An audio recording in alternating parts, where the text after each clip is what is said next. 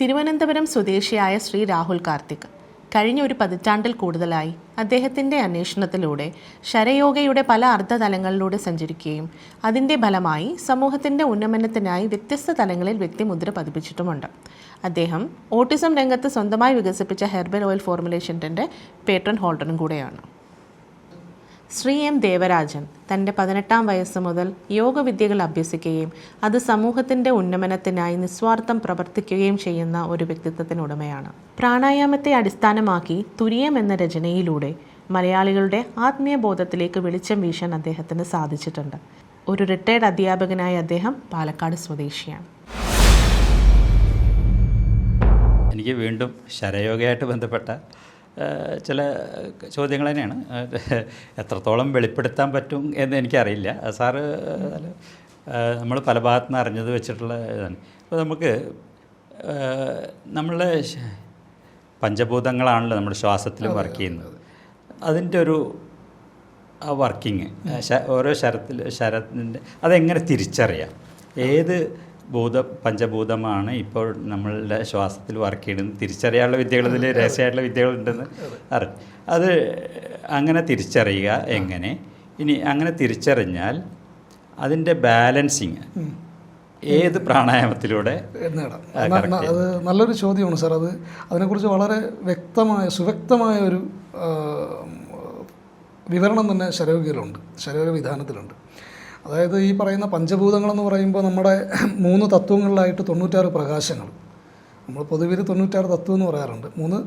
3 തത്വങ്ങളിലായിട്ട് 96 പ്രകാശങ്ങൾ. അപ്പോൾ അതിൽ ഉൾപ്പെടുന്നതാണ് ഈ പറയുന്ന പഞ്ചഭൂതങ്ങളെന്ന് പറയുന്നത്. ഈ പഞ്ചഭൂതങ്ങൾ എവിടെ പ്രവർത്തിക്കുന്നു എന്നുള്ളതിനാണ് പ്രാധാന്യം. പഞ്ചഭൂതങ്ങൾ സൂക്ഷ്മത്തിലാണ് പഞ്ചഭൂതത്തിൻ്റെ പ്രവർത്തനം നടക്കുന്നത്. സൂക്ഷ്മത്തിലെ 5 ഊർജ്ജ കേന്ദ്രങ്ങളെ കേന്ദ്രീകരിച്ചാണ് പഞ്ചഭൂതങ്ങളുടെ പ്രവർത്തനം. ഊർജ്ജ ചക്രങ്ങളുമായിട്ട് ബന്ധപ്പെട്ട് വരുമ്പോൾ സൂക്ഷ്മത്തിലെ 5 ഊർജ്ജ കേന്ദ്രങ്ങളിലാണ് പഞ്ചഭൂതങ്ങൾ പ്രവർത്തിക്കുന്നത്. ഊർജ്ജ കേന്ദ്രങ്ങളിലാണ് പ്രവർത്തിക്കുന്നത്. ഇതേപോലെ തന്നെയാണ് അല്ലേ? ഇതേപോലെ തന്നെയാണ്. അങ്ങ് നേരത്തെ പറഞ്ഞ ഭൂമിതത്വം എക്സാക്ട്ലി അത് തന്നെയാണ് അല്ലേ? ജലതത്വം. അതിൽ ഒരു വ്യത്യാസം വരുന്നത് നാഭി സ്ഥൂലത്തിലാണ്. നാഭിയുടെ പ്രവർത്തനം സ്ഥൂലത്തിൽ സംഭവിക്കുമ്പോൾ, നാഭി സ്ഥൂലത്തിൽ നിന്ന് തുടങ്ങുമ്പോൾ സൂക്ഷ്മത്തിലാണ് പഞ്ചഭൂതങ്ങളുടെ പ്രവർത്തനം നടക്കുന്നത്. ഈ പഞ്ചഭൂതങ്ങൾ നമ്മുടെ ഓരോ പഞ്ചഭൂതങ്ങളുടെയും അടിസ്ഥാന സ്വഭാവം പ്രാണനിൽ അന്തർലീനമായിട്ടുണ്ട്. അതാണ് അതിൻ്റെ രഹസ്യം. അതായത് ഓരോ പഞ്ചഭൂതത്തിൻ്റെയും അടിസ്ഥാന സ്വഭാവം നമ്മുടെ പ്രാണനിൽ അന്തർലീനമായി കിടപ്പുണ്ട്. ഭൂമി എന്ന് പറയുന്ന പഞ്ചഭൂത തത്വത്തിൻ്റെ അടിസ്ഥാന ഗുണം എന്ന് പറയുന്നത് ഗ്രാവിറ്റിയാണ്. അതിൻ്റെ ഒരു വെയിറ്റ്, ആ ഗുരുത്വം, ആ ഭാരമാണ്. ശ്വാസത്തിൽ പ്രാണനിൽ ആ ഗുരുത്വത്തെ സെൻസ് ചെയ്യുക, ആ ഗുരുത്വം എങ്ങനെ പ്രവർത്തിക്കുന്നു എന്നുള്ളത് ഈ പറയുന്ന ഭൂമി തത്വമായിട്ട് കണക്റ്റഡാണ്. ഇതുപോലെ പ്രാണനിൽ ചൂടും തണുപ്പും ലഘുത്വവും, അത് തന്നെയാണല്ലോ സിദ്ധികളിൽ ലഘിമ ഗരിമ ഒക്കെ വരുന്നത്. ഇതെല്ലാം ഈ പറയുന്ന പ്രാണനിൽ അന്തർലീനമായിരിപ്പുണ്ട്. ഒടുവിൽ ആകാശതത്വം ഇൻഫിനിറ്റിയിലേക്ക് കണക്ട് ചെയ്യും. ഇത് 5 ഊർജ്ജ കേന്ദ്രങ്ങളെ അടിസ്ഥാനമായിട്ട് പ്രവർത്തിക്കുമ്പോൾ ഇത് ശരയോഗയിലെ പഞ്ചഭൂത ശരധ്യാനം എന്ന് പറയുന്ന ഒരു പ്രത്യേക വിധാനം, ഒരു പ്രത്യേക പ്രാക്ടീസിലാണ് അങ്ങ് പറഞ്ഞ പ്രാക്ടീസ് വരുന്നത്. പഞ്ചഭൂത ശരധ്യാനമാണ്.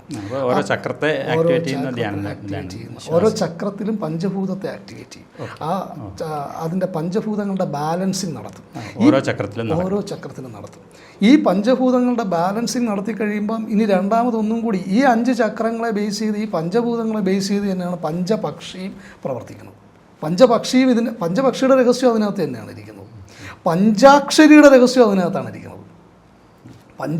ശിവപഞ്ചാക്ഷരിയുടെ രഹസ്യം ഇരിക്കുന്നത് ന ഭൂമിതത്വം, മ ജലതത്വം, ശി അഗ്നിതത്വം, വ വായുതത്വം, യ ആകാശതത്വം. പഞ്ചാക്ഷരി പിരിക്കുകയാണ് അവിടെ. പഞ്ചാക്ഷരി പിരിച്ചു. പഞ്ചാക്ഷരി പിരിച്ചുകൊണ്ട് ഈ പറയുന്ന ഓരോ ഊർജ്ജ കേന്ദ്രങ്ങളിലും 5 ഊർജ്ജ കേന്ദ്രങ്ങളിലായിട്ട് പഞ്ചാക്ഷരിയെ പ്രവർത്തിപ്പിച്ചാൽ അപ്പോൾ അത് കഴിഞ്ഞാൽ സ്റ്റേജിലേക്ക്.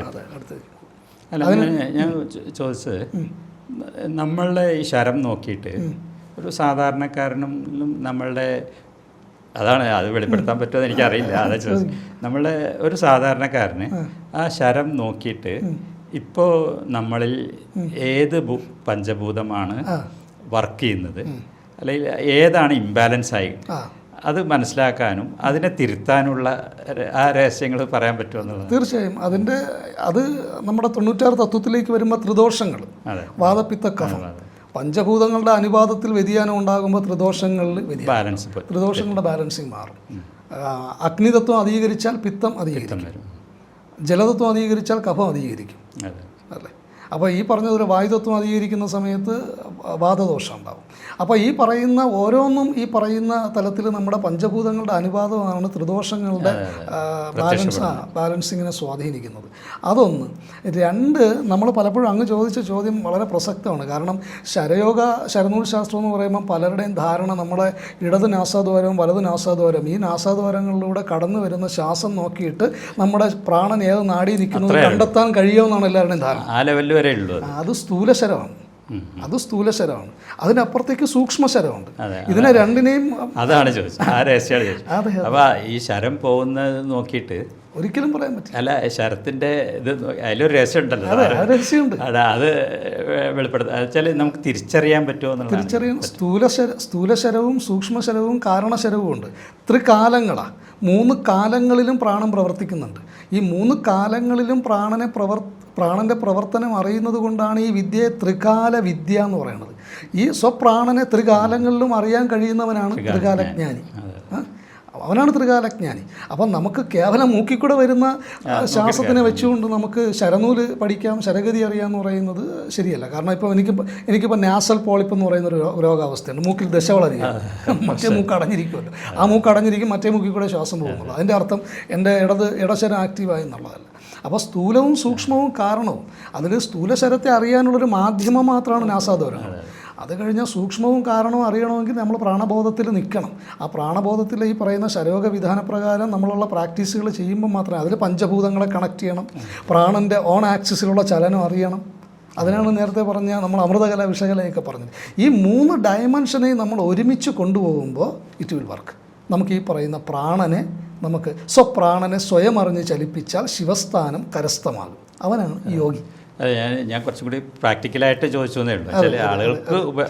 ആളുകൾ എപ്പോഴും എന്നെ വിളിച്ചിട്ട് പലരും ചോദിക്കാറുണ്ട്, ഇപ്പോൾ ഈ സമയത്ത് ഞാൻ ഇങ്ങനെ ഒരു കാര്യം ചെയ്യാം. ക്ലാസ്സിലുള്ളവർക്ക് ആ സംശയം ഉണ്ടാവാൻ സാധ്യതയില്ല. അല്ലാതെ ചിലരൊക്കെ നമ്മളെ വിളിച്ചിട്ട് ഞാൻ ഇന്ന കാര്യം ചെയ്യാൻ പറഞ്ഞു, ഞാൻ ഏത് ശരം പിടിച്ചു പോകണം, എന്ത് പറയാം, എന്ത് മറുപടി പറയാം? പിന്നെ ഇടതുവശം ചരിഞ്ഞ് കിടന്നാൽ ഇന്ന ശരം വരുമോ, വലതുവശം അല്ല. അത് സ്ഥൂല ശരത്തിലുണ്ടാകുന്നൊരു ഇമ്പാക്റ്റാണ്. എന്നിട്ട് പറയും എനിക്ക് ആ ശരം കിട്ടി, എന്നിട്ടും എനിക്ക് റിസൾട്ട് കിട്ടിയില്ലെന്ന് പറഞ്ഞാൽ സൂക്ഷ്മവും കാരണവും അവിടെയുണ്ട്. അവിടെ സൂക്ഷ്മ ശരീരത്തെയും കാരണ ശരീരത്തെയും ആഴത്തിൽ പഠിക്കുമ്പോൾ ഗ്രാഹ്യം വരട്ടെ. അതെ അതെ അതെ. പിന്നെ ഇനി ഇതിൻ്റെ തന്നെ ബന്ധപ്പെട്ട അടുത്തൊരു ചോദ്യം, ഇപ്പം നമ്മൾ മാരണം, സ്തംഭനം, വശ്യം ഇതൊക്കെ ഉണ്ടല്ലോ. ഇത് നമുക്ക് അപ്പം നമ്മൾ ഇപ്പം മാരണമായാലും വശ്യമായാലും സ്തംഭനായാലും ഇതൊന്നും ഡയറക്റ്റ് കോണ്ടാക്റ്റ് ഇല്ലാതെയാണല്ലോ ചെയ്യുന്നത്. അത് ഞാൻ ഇങ്ങനെ ഒരുപാട് കഥകൾ കേട്ടിട്ടുണ്ട്. ഇപ്പോൾ പിന്നെ യോഗീശ്വരന്മാർ പലരും, അഘോരികളും അങ്ങനെ അവർ ഈ പ്രാക്ടീസ് ചെയ്തിട്ട് അവരെ ബഹുമാനിക്കാതെ അല്ലെങ്കിൽ അവരെ തെറ്റിദ്ധരിച്ചിട്ട് അവരോട് അങ്ങനെ മിലിറ്ററിക്കാരൊക്കെ പെരുമാറുമ്പോൾ ചില യോഗികളൊക്കെ അവരങ്ങനെ ഒരു ബറ്റാലിയനെ അങ്ങനെ സ്തംഭിപ്പിച്ച് നിർത്തിയിട്ടുണ്ടെന്ന് കേട്ടിട്ടുണ്ട്. കാരണം അവരുടെ ഈ പഞ്ചഭൂതങ്ങളെ സ്തംഭിപ്പിച്ചിട്ട് അങ്ങനെ കഥകളായിട്ട് കേട്ടിട്ടുണ്ട്. നമുക്ക് നേരെ അനുഭവമല്ല. അപ്പോൾ അത് ഈ സ്തംഭനത്തിൽ വരുന്ന സംഭവമാണ്. അപ്പോൾ ഈ പഞ്ചഭൂതങ്ങളിൽ ഉണ്ടാവുന്ന മാസ്റ്ററി, അതിനെ നമ്മൾ മാസ്റ്റർ ചെയ്യുമ്പോൾ അതെങ്ങനെയാണ് നമുക്കൊരു കോണ്ടാക്റ്റ് ഇല്ലാതെ വേറൊരാളുടെ ഭൂതത്തെ സ്വാധീനിക്കാൻ പറ്റും? പഞ്ചഭൂതങ്ങളെ നമ്മൾ മാസ്റ്റർ ചെയ്യുന്ന സമയത്ത് അങ്ങ് പറഞ്ഞ മറ്റൊരാളെ നമ്മൾ കൺട്രോൾ ചെയ്യുന്നതിന് മുമ്പ് സെൽഫ് കൺട്രോളിലൂടെ തന്നെ ഈ ചില സിദ്ധികൾ പ്രകടമാകും. ഉദാഹരണം അഘോരികൾ, ഇപ്പോൾ അല്ലെങ്കിൽ ഹിമാലയത്തിലിരിക്കുന്ന ഋഷിവര്യന്മാർ, എവറസ്റ്റിലുള്ളവർ. അപ്പോൾ അവിടെ -°C ഒരു സാധാരണ മനുഷ്യന് ജീവിക്കാൻ കഴിയാത്തൊരു സാഹചര്യത്തിൽ അല്പവസ്ത്രധാരിയായിട്ട് ഈ പറയുന്ന മഞ്ഞിലൂടെ നടക്കുകയും ഈ പറയുന്ന കുളിക്കുകയും വെള്ളം കോരി കുളിക്കുകയൊക്കെ ചെയ്യുന്ന ഒരു സാധാരണ മനുഷ്യന് ചിന്തിക്കാൻ പറ്റില്ല. അപ്പോൾ അത് ഉള്ളിലെ അഗ്നിതത്വത്തെ, പഞ്ചഭൂതങ്ങളെ ബാലൻസ് ചെയ്തതുകൊണ്ടാണ്, പഞ്ചഭൂത പറയുന്ന മാസ്റ്ററി നടത്തിയതുകൊണ്ടാണ് ഈ പറയുന്ന അഗ്നിതത്വത്തെ ഉയർത്തിക്കൊണ്ട് ആ അവസ്ഥയെ അതിജീവിക്കാൻ, അവിടെ സസ്റ്റെയിൻ ചെയ്യാനായിട്ട് അവർ. അപ്പോൾ നമുക്ക് സെൽഫായിട്ടൊരു പ്രവർത്തനം, മാസ്റ്ററി അവിടെ നടക്കുന്നുണ്ട്. അത് കഴിഞ്ഞാൽ അങ്ങ് പറയുന്ന രണ്ടാമത്തെ തലം, അതിനകത്ത് ഞാൻ അങ്ങ് പറഞ്ഞ മിലിറ്ററിക്കാരെ സ്തംഭിപ്പിച്ചു നിർത്തി. ഞാനത് എനിക്കതിനെക്കുറിച്ച് ആധികാരികമായിട്ട് പറയാൻ അറിയില്ല. ഞാൻ അതിന് മുമ്പ് പറഞ്ഞ ഈ പറയുന്ന വശ്യം, മാരണം, ആഭിചാരം ഇങ്ങനെയുള്ള കാര്യങ്ങളെക്കുറിച്ച് പറയുമ്പോൾ പലപ്പോഴും പറയാറുണ്ട്, നമ്മുടെ സ്ഥൂല ശരീരത്തിൻ്റെ മേലെ നമുക്ക് ഒരു നിയന്ത്രണം നമുക്കുണ്ടാക്കാൻ സാധിച്ചാൽ നമുക്ക് 10% പ്രാണബോധത്തിൽ പ്രവർത്തിക്കാൻ സാധിക്കും. 10% പ്രാണബോധത്തിൽ പ്രവർത്തിച്ചു കഴിഞ്ഞാൽ സ്ഥൂല ശരീരബോധത്തിൽ നിന്നുകൊണ്ട് ഈ പറയുന്ന ഇൻ്റലിജൻസിൽ നിന്നുകൊണ്ട് ജീവിക്കാൻ സാധിക്കും. ഇൻ്റലിജൻസിൽ നിന്നുകൊണ്ട് അവിടെ ജീവിക്കാനുള്ള ഒരു ബോധത്തിലേക്ക് അവിടെ വരും. അത് കഴിഞ്ഞാൽ രണ്ടാമത്തെ തലമാണല്ലോ ഈ പറയുന്ന മാനസിക തലം ഉൾപ്പെടുന്നത്. അതാണ് പലർക്കും ബൈപ്പാസ് ചെയ്യാൻ കഴിയാത്തൊരു തലം. അപ്പോൾ ദ്വൈത്തം, ഡ്യുവാലിറ്റി കിടക്കുന്ന തലം. ആ മാനസിക തലത്തിൽ നിന്നുകൊണ്ട് ആ മാനസിക തലത്തിനെ കൺട്രോൾ ചെയ്താൽ നിങ്ങൾക്ക് നിങ്ങളുടെ ജീവിതത്തിന് 50%, നിങ്ങളുടെ പ്രാണനെ 50% ജയിച്ചാൽ ലോകത്തെ ജയിച്ചു അല്ല, മനസ്സിനെ അപ്പോൾ ജയിച്ചിട്ടുണ്ട്. മനസ്സിനെ ജയിച്ചാൽ നിങ്ങൾക്ക് 50% മറികടക്കാൻ സാധിക്കും. എത്തിയവനെ സംബന്ധിച്ചിടത്തോളം അവൻ ഈ പറയുന്ന യാതൊരു തരത്തിലുള്ള കാര്യങ്ങളും എക്സ്റ്റേണലി ഉള്ള, സാർ നേരത്തെ പറഞ്ഞല്ലോ, പ്രപഞ്ചം നമ്മളിലാണ്. അപ്പോൾ പുറത്തുനിന്നുള്ള ഒരു കാര്യവും അവനെ സ്വാധീനിക്കില്ല, അവനെ ടച്ച് ചെയ്യാൻ സാധിക്കില്ല. പ്രാണബോധത്തിൽ നിൽക്കുന്നവനെ സംബന്ധിച്ചിടത്തോളം പലപ്പോഴും ഈ പറയുന്ന ആഭിചാരവും ഈ പറയുന്ന വശ്യവും പ്രവർത്തിക്കുന്നത് ഡ്യുവാലിറ്റി നിൽക്കുന്ന മനസ്സിലാണ്. ഈ പറയുന്ന ദ്വൈത്തത്തിലാണ് ഇതിൻ്റെ എല്ലാം പ്രവർത്തനം നടക്കുന്നത്. അവിടെ ഒരു പ്രവർത്തനം നടക്കുന്നുണ്ടോ എന്ന് ചോദിച്ചാൽ ഉണ്ട്. പക്ഷേ ആ പ്രവർത്തനം അത് പ്രവർത്തിക്കണമെങ്കിൽ അയാൾ സൂക്ഷ്മത്തിലേക്ക് വരണം. അനുഭവിക്കേണ്ട ആൾ സൂക്ഷ്മത്തിൽ നിൽക്കണം. അനുഭവിക്കേണ്ട ആൾ സൂക്ഷ്മത്തിൽ നിന്ന് ആ ഡ്യുവാലിറ്റി നിന്നുകൊണ്ടാണ് അയാൾ അതിൻ്റെ മുകളിലേക്ക് കാരണത്തിലേക്ക് എത്തിയാൽ അത് നടക്കില്ല. അയാൾ പ്രാണബോധത്തിലേക്ക് എത്തിക്കഴിഞ്ഞാൽ ഒന്നും നടക്കില്ല. ശുദ്ധബോധത്തിൽ എന്ത് ശരി എന്ന് ഉദ്ദേശിക്കുന്നത് ഇപ്പോൾ മാരണായാലും വശ്യായാലും സ്തംഭനായാലും അത് സങ്കല്പിക്കുന്ന ആൾ ഉയർന്ന ലെവലിലും മറ്റേ അനുഭവിക്കേണ്ട ആള് താഴെയായിരുന്നാലാണ് ഈ സംഭവം നടക്കുന്നത്. അപ്പോൾ മറ്റൊരാളുടെ എനർജിയെ സ്വാധീനിക്കാൻ പറ്റും. ഈ നമ്മൾ പ്രാണബോധത്തിലാണ് നിൽക്കുന്നതെങ്കിൽ, പ്രാണബോധം ശുദ്ധബോധമാണല്ലോ. ശുദ്ധബോധത്തിൽ പോസിറ്റീവും ഇല്ല, നെഗറ്റീവും ഇല്ല, ആണും ഇല്ല, പെണ്ണും ഇല്ല, ഗുഡ് ഓർ ബാഡ് ഒന്നുമില്ല അവിടെ, റൈറ്റ് ഓർ റോങ് ഒന്നുമില്ല.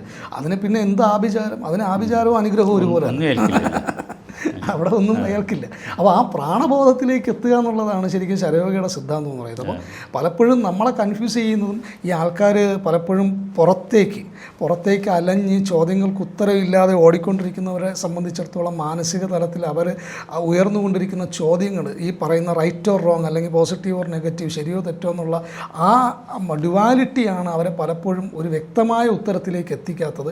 അവരെ ഒരിക്കലും ആ ക്ലാരിറ്റിയിലേക്ക് കൊണ്ടുപോകാത്തത്, ആ ബോധത്തിലേക്ക് ശരിയായ ബോധത്തിലേക്ക് അവരെ എത്തിക്കാത്തത് മനസ്സെന്ന് പറയുന്ന തലമാണ്. പക്ഷേ പലർക്കും ആ മനസ്സെന്ന് പറയുന്ന തലത്തിനെ വിട്ടുവരാനും വലിയ ബുദ്ധിമുട്ടാണ്. നമ്മളിത് പറയുമ്പോൾ പലർക്കും ഉൾക്കൊള്ളാനും ബുദ്ധിമുട്ടാണ്. അസാധ്യമാണല്ലോ. അതെ, അത്ര എളുപ്പമല്ലല്ലോ. അതെ. അത് നമ്മൾ പലപ്പോഴും പറയാറുണ്ട്. ചിലരിങ്ങനെ നിരന്തരം ചോദിക്കാറുണ്ട്. ഞാൻ പറയും, ഇത് നിങ്ങളുടെ മാനസിക തലത്തിൽ നിന്നുള്ള ചോദ്യമാണ്. നിങ്ങളത് വിട്, ഡു യുവർ ഡ്യൂട്ടി. നിങ്ങളതിൻ്റെ നിങ്ങൾ ക്രിയ ചെയ്യും. നിങ്ങളിതിൻ്റെ റിസൾട്ടിനെ കുറിച്ചൊന്നും ചിന്തിക്കണ്ട. ഭഗവത്ഗീത എന്ന ശരയോഗയുടെ വ്യാഖ്യാന രൂപമാണല്ലോ. Do your duty. നീ നിൻ്റെ കർമ്മം ചെയ്യും. ഇപ്പോൾ അർജുനന് യുദ്ധഭൂമിയിൽ നിന്നപ്പോഴത്തേക്ക് ശത്രുപക്ഷത്തേക്ക് നോക്കിയപ്പോൾ ആകെ ആശയക്കുഴപ്പമുണ്ടായി. അയാൾ ഇമീഡിയറ്റ്ലി പാസ്റ്റിലേക്ക് പോയി. ഭീഷ്മ പിതാമഹൻ്റെ വാത്സല്യം, ദ്രോണരുടെ ഗുരു ഓർമ്മകൾ, കൗരവന്മാരുമായിട്ടുള്ള കുട്ടിക്കാലം, അയാൾ പാസ്റ്റിൽ പോയി. അയാൾ ആക്ട് ചെയ്തില്ല. അയാൾ നേരെ ഫ്യൂച്ചറിലേക്ക് പോയി. ഭീഷ്മരെ വധിച്ചാൽ, ദ്രോണരെ വധിച്ചാൽ ഗുരുഹത്യ, കൊടിയ പാപം. കൗരവന്മാരെ വധിച്ചാൽ. അപ്പോൾ അയാൾ പാസ്റ്റിലും ഫ്യൂച്ചറിലും പോയപ്പോൾ കൃഷ്ണൻ പറഞ്ഞു, നീ പ്രസൻറ്റിൽ നിൽക്കുക, നീ നിമിഷത്തിൽ നിൽക്കുക, നീ യുദ്ധഭൂമിയിലാണ് നിൽക്കുന്നത്, ഇതാണ് നിൻ്റെ പ്രസൻറ്റ്, ഡു യുവർ ഡ്യൂട്ടി എന്ന് പറഞ്ഞു. ആ ബോധമാണ് പ്രാണബോധം. ആ പ്രാണബോധത്തിലേക്ക് വന്നവനെ എന്താഭിചാരം ബാധിക്കാൻ? അവനെ ആഭിചാരം ബാധിക്കില്ല. അവനെ ഈ പറഞ്ഞ യാതൊരു തലത്തിലുള്ള മാനസിക തലത്തിലുള്ള യാതൊരു കാര്യങ്ങളും ബാധിക്കില്ല. അവൻ ആ ബോധത്തിൽ നിൽക്കുകയാണെങ്കിൽ ഈ ആഭിചാരം പ്രയോഗിക്കാൻ തയ്യാറായി നിൽക്കുന്നയാൾ ഒരു പടി താഴെ പോകും. അയാൾ മാനസിക തലത്തിൽ പോകും. അയാൾ മാനസിക തലത്തിലായി പോകും. ഇതുമായിട്ട് ബന്ധപ്പെട്ട് തന്നെയാണ് കുറച്ചും കൂടി പ്രാക്ടിക്കലായിട്ട് ആളുകൾക്ക് ഉപയോഗപ്പെടുന്ന 1-2 സംശയങ്ങളും കൂടി. ഇപ്പോൾ മിക്കവാറും ഈ പ്രാണായാമമായാലും ശരവിദ്യ ആയാലും പ്രാക്ടീസ് ചെയ്യുന്നവർ ഒരു പെട്ടെന്ന് ഒരു പ്രൈമറി സ്റ്റേജിൽ നമ്മളെ ഈ ലൈംഗിക ഊർജത്തെ തന്നെയാണല്ലോ അത് ട്രാൻസ്ഫോം ചെയ്യാൻ ശ്രമിക്കുന്നത്. പക്ഷെ ഈ ലൈംഗികത ഭീകരമായിട്ട് വർദ്ധിച്ചു വരുന്നു എന്ന് പരാതി പറയാറ്. അത് ഏത് നാഡിയായിട്ട് ബന്ധപ്പെട്ടാണ്? അത് എന്തുകൊണ്ടാണ് അതങ്ങനെ സംഭവിക്കുന്നത്? ഇവർ ആരും ഒരു സാധകൻ പ്രാക്ടീസ് ചെയ്യുന്ന ഇതിനെ അതിജീവിക്കാനാണ്. പക്ഷേ ഇത് കൂടുകയാണ് ചെയ്യുന്നത് പ്രൈമറി സ്റ്റേജ്. അത് എന്തുകൊണ്ടാണ്? ചക്രങ്ങളിൽ എനിക്ക് തോന്നുന്നു ഇതിന് പരമപ്രാധാന്യം സ്വാധിഷ്ഠാന ചക്രത്തിലാണ്. അതെ അതെ, സ്വാധിഷ്ഠാന ചക്രത്തിലാണ്. ഗ്രന്ഥികളിൽ ബ്രഹ്മഗ്രന്ഥിയിലും. ബ്രഹ്മഗ്രന്ഥിയിലും ബ്രഹ്മ മീൻസ് ക്രിയേഷൻ, സൃഷ്ടി. ലൈംഗികതയുടെ ധർമ്മം തന്നെ ക്രിയേഷനാണ്. അപ്പോൾ ആ ഗ്രന്ഥിയും ആ ചക്രവും അവിടെ പ്രവർത്തിക്കുന്നുണ്ട്. അപ്പോൾ ഊർജത്തിൻ്റെ പ്രവർത്തനം പലപ്പോഴും നമുക്ക് ഈ പറയുന്ന മുകളിലേക്ക് പ്രാണൻ്റെ ഊർധ്വഗതിക്ക്, ശരിയായ നാഡിയിലുള്ള ഊർധ്വഗതിക്ക് തടസ്സം നിൽക്കുന്നത് പലപ്പോഴും ഇത് ഡൈവേർട്ടഡായി സെക്ഷൽ എനർജി ആയിട്ട് പോകുന്നു എന്നുള്ളതാണ്. ശരിയായ പ്രാക്ടീസിലേക്ക് വരുമ്പോൾ ഇറ്റ് വിൽ ഗൈഡ് അപ്വേർഡ്സ്. അത് ശരിയായ രീതിയിൽ അത് അപ്വേർഡ്സിലേക്ക് ഡയറക്റ്റ് ചെയ്യപ്പെടുമ്പോൾ സ്വാഭാവികമായിട്ടും കുറയും. പക്ഷേ ഈ ആദ്യം ഇത് നേരെ തിരിച്ചാണ്, നിലവിലുള്ളതിനേക്കാൾ കൂടുതലാവുകയാണ് ചെയ്യുന്ന ആളുകൾ. ബ്രഹ്മഗ്രന്ഥി വിഭേദനം നടക്കണമല്ലോ സാർ, അതുവരെ അതുണ്ടാവും. അതുവരെ ഉണ്ടാവും.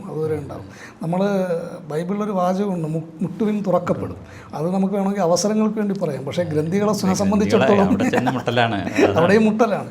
മുട്ടിയാലേ തുറക്കത്തുള്ളൂ. മുട്ടുന്ന സമയത്ത് കുറച്ച് ബുദ്ധിമുട്ടുകളൊക്കെ ഉണ്ടാവും. ആ ബുദ്ധിമുട്ടുകളെ അതിജീവിക്കുക എന്നുള്ളതേ ഉള്ളൂ.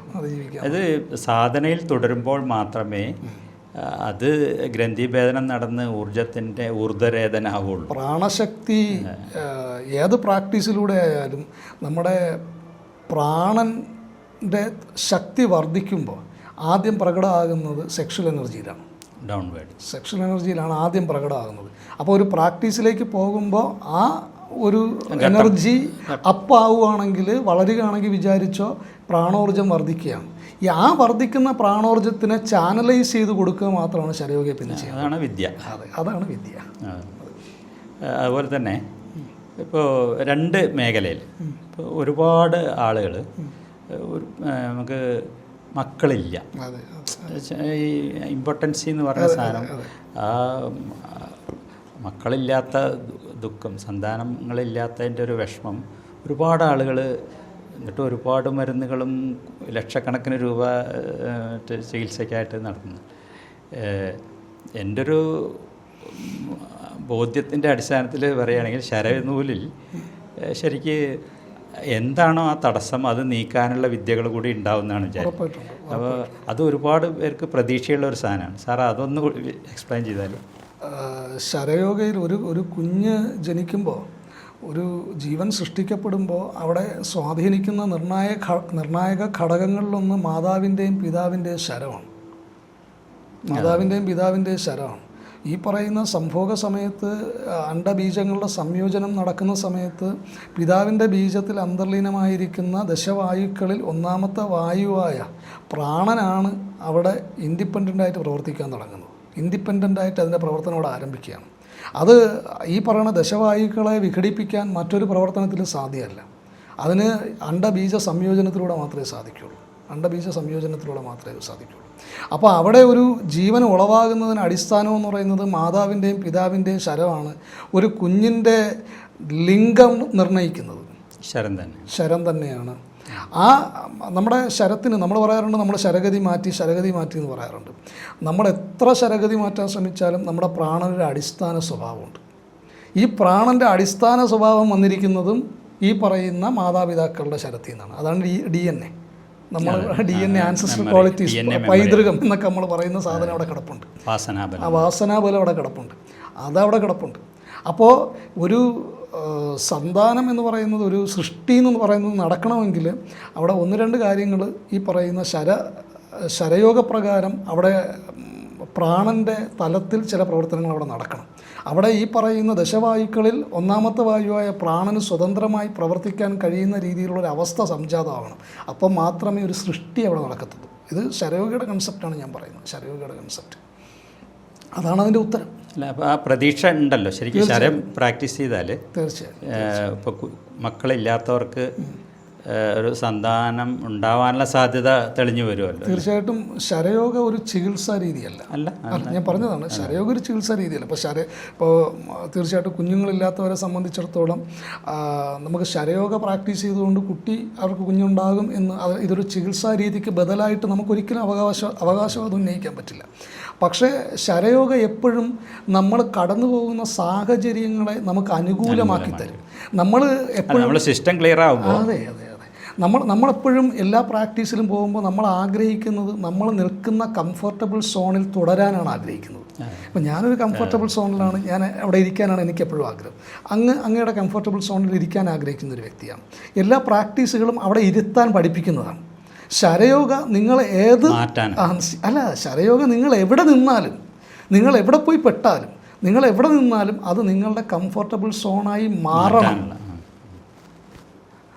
നിങ്ങൾ നിൽക്കുന്നിടം നിങ്ങളുടെ കംഫർട്ടബിൾ സോണായി മാറാനാണ് ശരയോഗ പഠിപ്പിക്കുന്നത്. അതുകൊണ്ട് തന്നെ ശരയോഗ സംബന്ധിച്ചിടത്തോളം ശരയോഗ കൃത്യമായിട്ട് പഠിച്ചു കഴിയുമ്പോൾ അവിടെ അങ്ങ് പറഞ്ഞ പോലെ സിസ്റ്റം കറക്റ്റാകും. അവർ ഈ പറയുന്ന സന്താനത്തിന് വേണ്ടി എന്ത് ആണോ അവർ ചെയ്തുകൊണ്ടിരിക്കുന്നത് അത് പ്രവർത്തിക്കും, അതിൻ്റെ റിസൾട്ട് കിട്ടും. നമ്മൾ പറയില്ലേ ചികിത്സ ഫലിക്കുന്നു അല്ലെങ്കിൽ ചികിത്സ ഫലിക്കുന്നില്ല എന്ന് പറയുന്നിടത്ത് ഫലം കിട്ടും. ഈ ഇപ്പോൾ ഈ വിദ്യാഭ്യാസം, കുട്ടികൾ ഓർമ്മ നിലനിൽക്കുക എന്നുള്ള അതൊക്കെ ഒരുപാട് ഇഷ്യൂസ് കുട്ടികൾ നേരിടുന്നുണ്ട്. അപ്പോൾ ഈ ചെറുപ്പത്തിൽ തന്നെ ഇത് പ്രായപരിധി ഉണ്ട്, അത് നമുക്ക് പ്രാക്ടീസ് ചെയ്ത് തുടങ്ങാൻ. ഇത് മനസ്സിലാക്കണമെങ്കിൽ എനിക്ക് തോന്നുന്നു ഇപ്പം നമ്മളതിൽ ഇപ്പോൾ വന്നിട്ടുള്ളതിൽ ഏറ്റവും പ്രായം കുറഞ്ഞ ഒരു സ്റ്റുഡൻറ്റ് കണക്റ്റഡ് ആകുന്നത് എനിക്ക് തോന്നുന്നു ഒരു 14-15 വയസ്സ് മുതലൊക്കെ നമുക്ക് കണക്ട് ചെയ്യാൻ പറ്റും. അതിൽ പുറകിലോട്ടുള്ള കുട്ടിയൊക്കെ അത് കണക്ട് ചെയ്യാൻ ബുദ്ധിമുട്ടായിരിക്കും, ജ്ഞാനം വരില്ലല്ലോ. അതെ അതെ അതെ. അല്ല, അങ്ങനെ ചെയ്ത് കഴിയുമ്പോൾ അവരുടെ വിദ്യാഭ്യാസത്തേക്ക് അത് ഒരുപാട് അല്ലേ. നമ്മുടെ പ്രാക്ടീസിൽ ഞാൻ എപ്പോഴും പറയാറുണ്ട്, ഒന്നാമത്തെ പ്രാക്ടീസ് പ്രാണനെ ശ്രദ്ധിക്കാനാണ്, ഫോക്കസാണ്, ശ്രദ്ധ തന്നെ കൂടുകയാണ്. അതെ. രണ്ടാമത്തെ പ്രാക്ടീസിൽ പ്രാണനുള്ളിലുള്ള ഘടകങ്ങളെ ശ്രദ്ധിക്കാനാണ്, പഞ്ചഭൂതങ്ങളെ. മൂന്നാമത് മാത്രമേ പ്രാണനെ നിയന്ത്രിക്കാൻ പോകുന്നുള്ളൂ. അപ്പോൾ ആദ്യത്തെ 2 തലങ്ങളിലും പ്രാണൻ്റെ ശ്രദ്ധയും പിന്നെ ഉള്ളിലെ ശ്രദ്ധയും തന്നെയാണ്, ഫോക്കസ് ആൻഡ് ഡീപ്പ് ഫോക്കസ്.